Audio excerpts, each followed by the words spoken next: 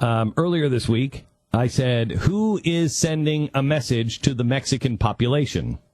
Oh, yeah. We have to find out who is sending a message to the Mexican population. I don't believe it is just, hey, we're going to pass comprehensive immigration reform. I think that it is a coordinated message. And I don't know how that works or who's doing it. Because we now have gone, I mean, you think your unemployment, you're just about to eat up all of those unemployment numbers.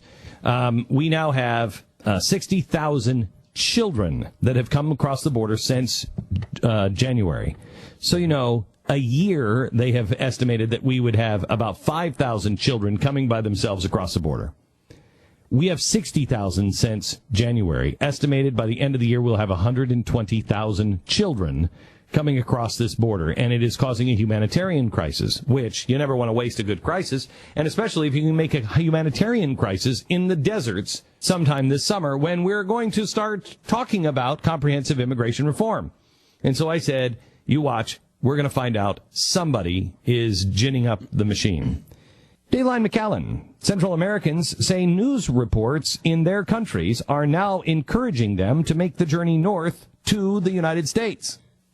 Yeah. A McAllen TV station did a report and talked to a mother who was standing there with her small child. And here's what they had to say about what she heard in Guatemala. We found out why some risk this journey. Some put themselves in this danger.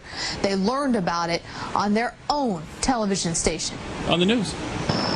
An American flag wrapped in a heart and shoes to match her mother.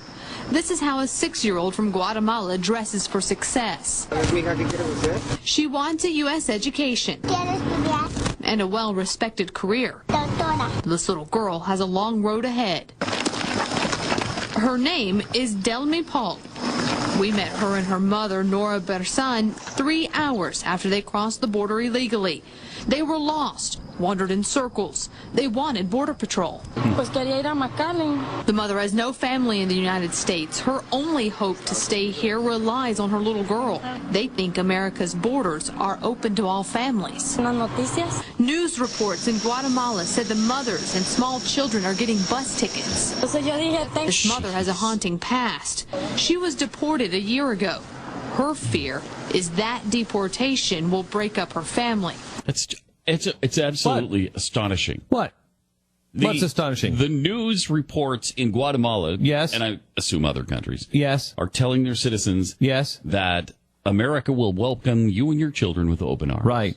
Go there now, right, and we'll give you a bus ticket to get you there. Have we heard the administration not sending that message? No, south of the border? Have not. No, quite the opposite. And I will guarantee you, that if there were any enterprising real journalist, and I want to put Sarah Carter on this because she is the one who found the tunnels on the border. I am telling you now, I guarantee you, this administration or a friend of this administration has quietly spread that word through all of Mexico and South America. Come to America. You gotta come to believe that's America. true. I know it to be true. I know it to be true. Why are they broadcasting that? How could they possibly broadcast it? Television news is broadcasting that? What a coincidence that we're flooded with 60,000 unaccompanied children right as they're pushing for immigration reform. You watch. I am telling you, there is going to be a Dorothea Lange that is going to show up. Dorothea Lange is the woman who took all of the pictures of the Great Depression and the Dust Bowl. All those famous pictures of the Dust Bowl. She's the Dust Bowl photographer. Right. And she was hired by the United States government, and she went out, and she was taking all of these propaganda pictures. And that's how we remember the Dust Bowl, and the Great Depression, because of her. And you watch. Another great photographer is going to go out, and he is going to take all of these pictures, or she will take all of these pictures of these poor, helpless children. Well, they have to use that. And they will. And it will. The government will be more than happy to do it, to use them. Republicans and Democrats, by the way, because they're already caving in. They're all in on it. All in on it.